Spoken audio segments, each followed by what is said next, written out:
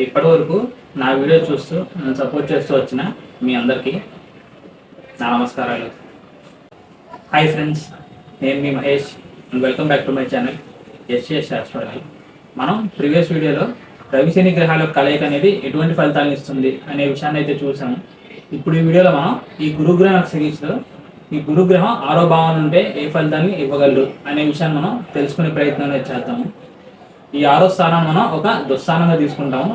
ఇక ఈ గురువు ఒక సహజంగా శుభత్వం పొందిన గ్రహం కాబట్టి ఈ విధంగా ఒక సహజంగా శుభత్వం పొందిన గ్రహాలు ఇలా దుస్థానంలో ఉండడం అనేది బేసికల్గా అయితే అంత మంచి విషయం అయితే కాదు. కానీ గురుపాలిత లగ్నాల వారికి ఈ గురుగ్రహం శుభగ్రహం అవుతాడు కాబట్టి వారి కనుక ఈ 6వ స్థానంలో గురువు బలంగా కనుక చేసినట్లయితే చాలా పాజిటివ్ ఫలితాన్ని ఇచ్చే కెపాసిటీ అనేది ఉంటుంది. అలా కాకుండా మీకు శనిపాలిత లగ్నం అయ్యి ఈ గురుగ్రహం ఈ 6వ స్థానంలో కనుక ఉన్నట్లయితే అది ఎటువంటి స్వక్షేత్రము ఉచ్చక్షేత్రము లేకపోతే ఎటువంటి విపరీత రాజయోగాలు ఫామ్ అవ్వకుండా ఈ ప్లేస్మెంట్ కనుక శనిపాలిత లగ్నాల వరకు ఉన్నట్లయితే అప్పుడు ఎక్కువ గురుగ్రహం నెగిటివ్ ఫలితాన్ని ఇచ్చేదానికి అవకాశాలు అనేవి ఉంటాయి అన్నమాట. ఈ ప్లేస్మెంట్ కారణంగా ఏ ఏ సందర్భాల్లో మనకి వచ్చే ఫలితాలు అనేవి పాజిటివ్ ఉంటాయో లేకపోతే నెగిటివ్ ఉంటాయో అనే విషయాన్ని అయితే చూద్దాము. ఒకవేళ మీ లగ్నానికి గురుగ్రహం శుభుడుగా ఉంది అప్పుడు ఈ 6వ స్థానంలో అయినా బలంగా కనుక ప్లేస్ అయినట్లయితే ఈ 6వ భావానికి సంబంధించిన విషయాల్లో పాజిటివ్గా పనిచేస్తాడు. ఈ 6వ భావం అనేది ఏమి ఇండికేట్ చేస్తుందంటే శత్రు రోగ రుణస్థానంగా అండ్ అలాగే ఆరోగ్య స్థానంగా ఈ 6వ భావాన్ని తీసుకుంటాం. ఎప్పుడైతే మీ లగ్నానికి ఇటువంటి శుభగ్రహం అందులోనూ సహజంగా శుభత్వం పొందిన ఈ గురుగ్రహం ప్లేస్ అయి ఉంటాడో ఈ 6వ స్థానానికి సంబంధించిన విషయాలన్నీ మీ లైఫ్లో ఎక్స్పాన్షన్ అవ్వడం అనేది జరుగుతుందన్నమాట. దీని కారణంగా మీ ఆరోగ్యానికి ఒక మంచి ప్రొటెక్షన్ అనేది వచ్చిందని మనం చెప్పొచ్చు. ఇదే విధంగా మీకు తెలియకుండా ఎంతమంది శత్రువులు అనే వాళ్ళు ఉన్నప్పటికీ వారి నుంచి ఎటువంటి హాని అనేది కలగకుండా ఒక మంచి ప్రొటెక్షన్ అనేది ఈ గురుగ్రహం ఇస్తాడనమాట. ఇంకా 6వ స్థానానికి మనం కాంపిటీషన్ని లోన్స్ని అండ్ అలాగే ఒక సర్వీస్ రిలేటెడ్ హౌస్గా తీసుకుంటాం కాబట్టి ఈ ప్లేస్మెంట్ వల్ల ఈ పర్సన్స్ అనేవాళ్ళు వాళ్ళ ఉద్యోగ రంగంలో బాగా రాణించే అవకాశాలు ఉంటాయి. అండ్ అలాగే వీళ్ళు సర్వీస్ మోటివేటెడ్ పర్సన్స్గా ఉంటారనమాట. ఈ విధంగా ఈ పర్సన్స్ అనేవాళ్ళు సర్వీస్ రిలేటెడ్ జాబ్స్లో లేకపోతే మెడిసిన్ ఫీల్డ్లో అండ్ అలాగే లాయర్స్గా కూడా మంచిగా రాణించే అవకాశాలు అనేవి ఉంటాయి. ఇంకా 6వ స్థానం అనేది బేసికల్గా మన లైఫ్లో వచ్చే ప్రాబ్లమ్స్ గురించి ఇష్యూస్ గురించి ఇండికేట్ చేస్తుంది. ఇటువంటి స్థానంలో ఇప్పుడు మీ లగ్నానికి ఒక శుభగ్రహం ఉన్నాడు కాబట్టి ఆ ప్రాబ్లమ్స్ అండ్ ఇష్యూస్ని సాల్వ్ చేసే కెపాసిటీ అవ్వచ్చు, ఇంటెలిజెన్స్ అవ్వచ్చు ఈ పర్సన్స్ అనే వాళ్ళకి ఉండే అవకాశం అనేది ఉంటుంది. దీని కారణంగా ఈ పర్సన్స్ అనే వాళ్ళకి ఎటువంటి సమస్యలు వచ్చినప్పటికీ ఈజీగా బయటపడే కెపాసిటీ అనేది ఉంటుంది. ఎదుటి వారి యొక్క సమస్యల గురించి వాళ్ళకున్న ఛాలెంజెస్ కూడా వీళ్ళు సాల్వ్ చేసే కెపాసిటీ అనేది వీళ్ళకు ఉంటుంది అన్నమాట. ఈ గురుగ్రహం ఏ భావంలో అయితే ప్లేస్ అవుతాడో ఆ భావానికి సంబంధించిన విషయాలన్నింటినీ ఎక్స్పాన్షన్ చేస్తాడు కాబట్టి ఈ విధంగా ఈ గురుగ్రహ ప్రభావం వల్ల ఈ పర్సన్స్ అనే వాళ్ళు ఎక్కువగా లోన్స్ అనేవి తీసుకుంటారని చెప్పొచ్చు. తద్వారా దాని కారణంగా ఎక్కువ లాభాలు అనేవి పొందే అవకాశాలు అనేవి ఉంటాయన్నమాట. ఇప్పుడు అలా కాకుండా మీ లగ్నానికి గురుగ్రహం పాపగ్రహం ఉన్నా లేకపోతే 6వ స్థానంలో బాగా బలహీనంగా కనుకున్నట్లయితే ఈ 6వ భావానికి సంబంధించిన విషయాల్లో ఈ గురుగ్రహం నెగిటివ్గా పనిచేయడం అనేది జరుగుతుంది.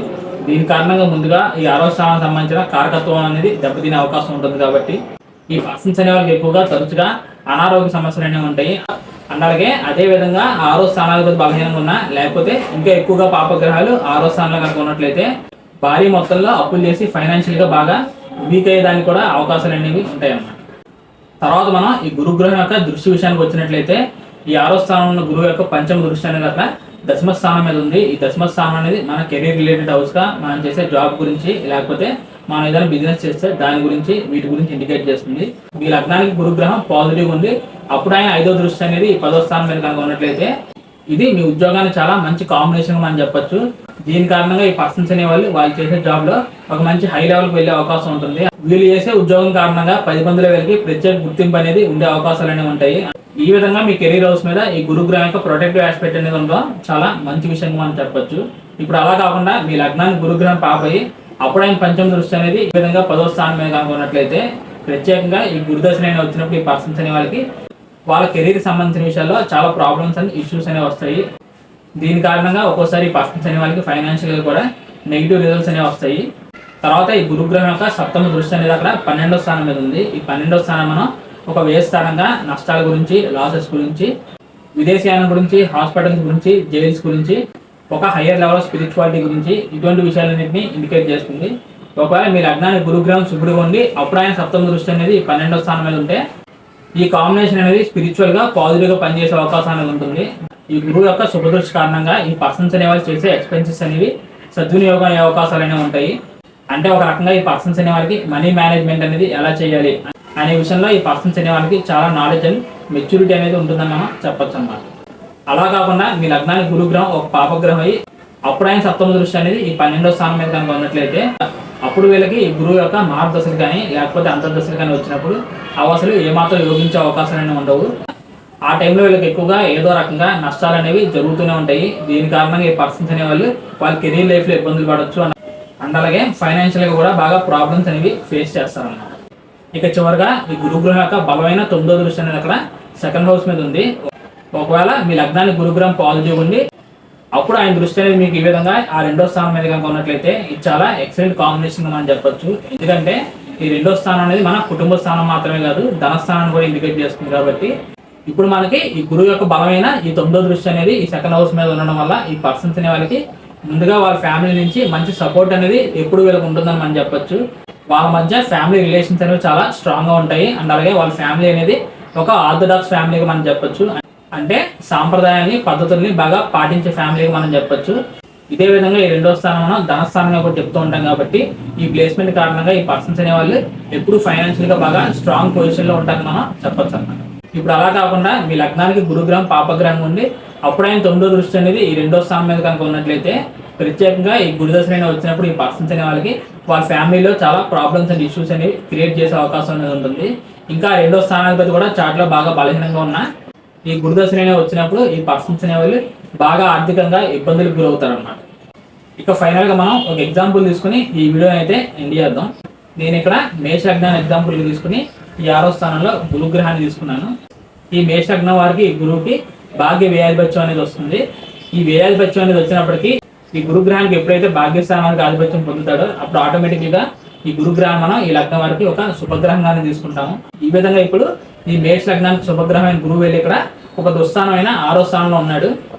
అందులోనూ పోనీ 6వ స్థానంలో బలంగా ఉన్నాడు అంటే అది కన్యా రాశి అవడం వల్ల ఇటు స్థాన బలంలో కూడా ఆయన శత్రు రాశిలో ఉన్నాడు. కాకపోతే ఇక్కడ మనం చెప్పుకోవాల్సిన పాజిటివ్ విషయం ఏంటంటే వ్యయాధిపతి వెళ్ళి ఇక్కడ 6వ స్థానంలో ఉన్నాడు. దీన్ని మనం ఏం చెప్తాం అంటే విపరీత రాజయోగంగా చెప్తూ ఉంటాము. ఇక్కడ గురుగ్రహం బలంగా కనుక ఉన్నట్లయితే ఆ యోగం అనేది పనిచేసే అవకాశం అనేది ఉంటుంది. కానీ ఇక్కడ గురుగ్రహం ఒక శత్రు రాశిలో ఉన్నాడు కాబట్టి ఈ 6వ స్థానంలో గురుగ్రహం ఇంకా ఎటువంటి ఎఫెక్షన్కి గురి కాకుండా ఉండడం అనేది చాలా మంచి విషయంగా చెప్పొచ్చు. అంటే ఈ మేష లగ్నానికి పాపగ్రహాలైన శని రాహుల యొక్క సంబంధం అనేది ఈ గురుగ్రహానికి ఏమాత్రం ఉండకూడదు. శని రాహు గ్రహాలు ఈ గురుగ్రహంతో కలవడం కానీ లేకపోతే వాళ్ళ యొక్క ప్రత్యేక దృష్టిలో ఈ గురుగ్రహం చూడడం కానీ అది చాలా నెగిటివ్ విషయంగా అయితే మనం చెప్పొచ్చు. ఇదే విధంగా దీనికి ఆపోజిట్గా ఈ మేష లగ్నానికి శుభగ్రహాలైన రవి కుజగ్రహాల యొక్క ప్రభావం అనేది ఈ గురుగ్రహం మీద కనుక ఉన్నట్లయితే అప్పుడు ఈ గురుగ్రహానికి కొంతవరకు అయినా బలం అనేది వచ్చే అవకాశం అనేది ఉంటుంది. ఫైనల్గా నేను చెప్పే విషయం ఏంటంటే ఈ మేష లగ్నానికి ఆల్రెడీ గురుగ్రహం ఒక శుభగ్రహం. ఈ విధంగా ఒక శుభగ్రహం బలహీనంగా ఉండడం వల్ల ఆయన ఇచ్చే పాజిటివ్ ఫలితాలు అయితే తగ్గుతాయి కానీ మనకి నెగిటివ్ ఫలితాలు అయితే ఇవ్వడు.